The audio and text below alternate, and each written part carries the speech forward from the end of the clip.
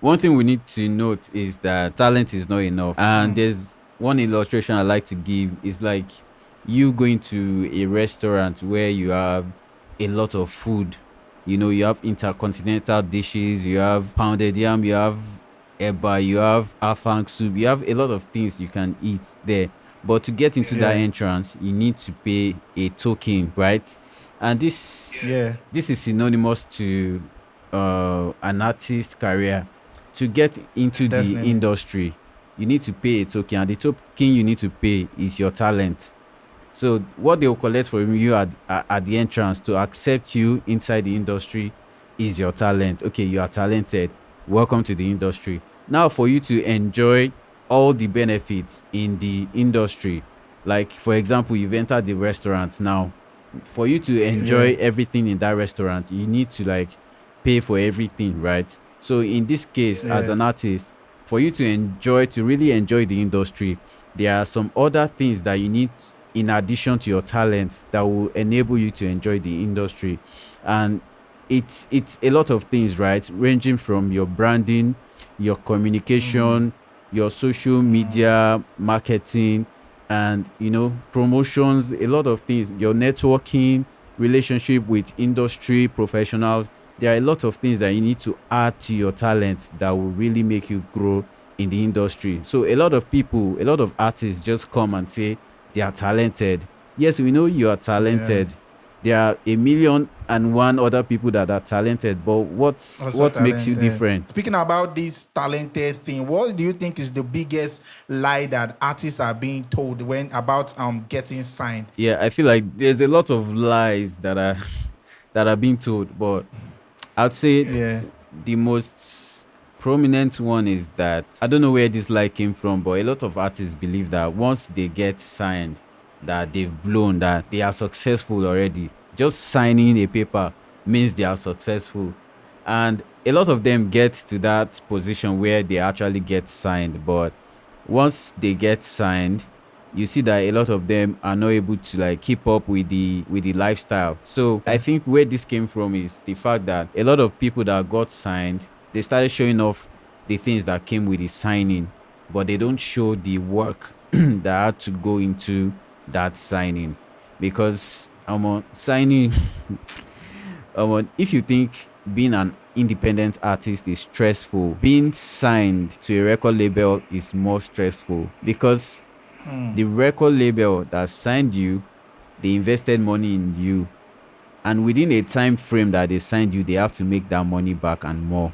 Back. Because if they don't make that money back, even you won't enjoy yourself.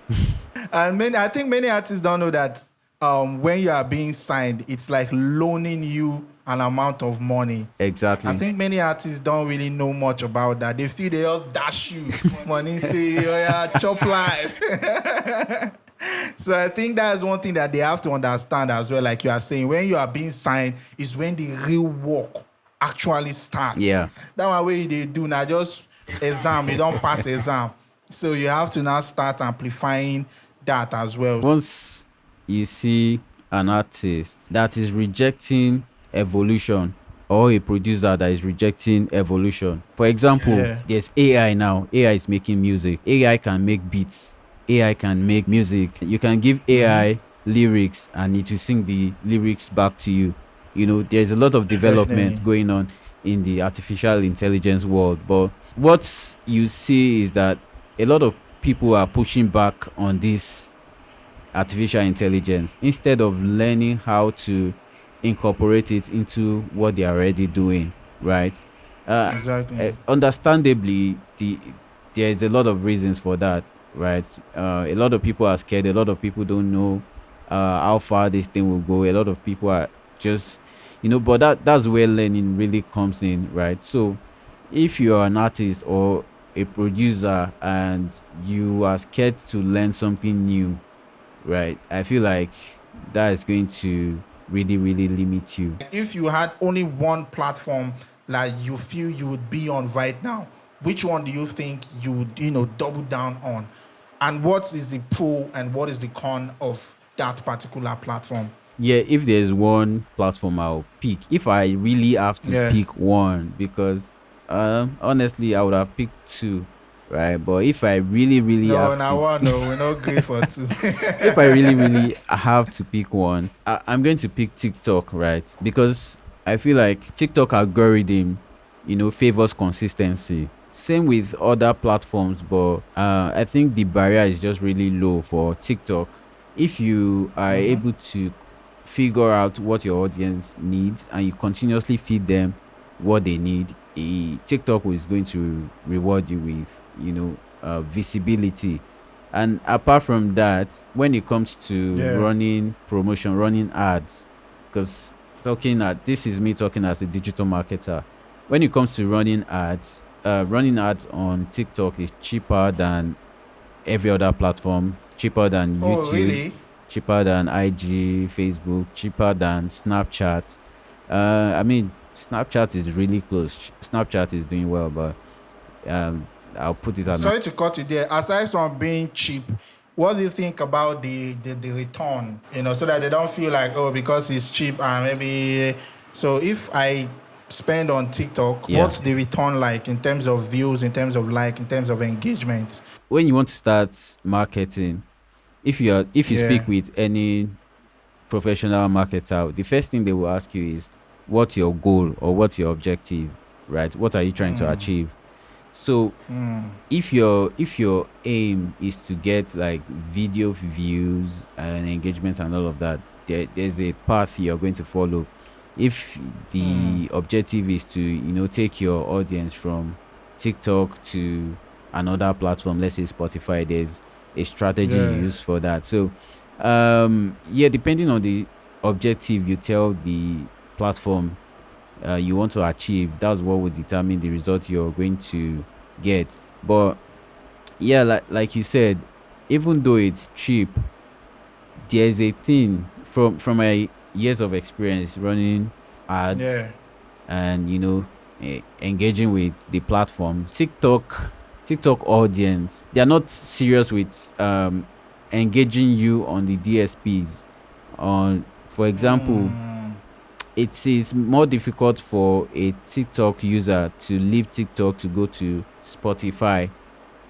It's Valid, valid. Yeah. Whereas on IG, I think I don't know why it is like that, but it is something that has been studied for a period of time. Your audience on IG, they will more likely click on your link and go and actually listen to your music. it's Music, it's yeah. like the audience on TikTok, they just want to be on TikTok to enjoy TikTok. They don't want to Enjoy. get out of TikTok. So even though you're going to reach a lot of people there, your conversion Yes. rates might not be as great as another platform. So that's why I said you need to really define your goal. If your goal is to make them see your content, engage your content inside the platform, inside the app, then yeah, great.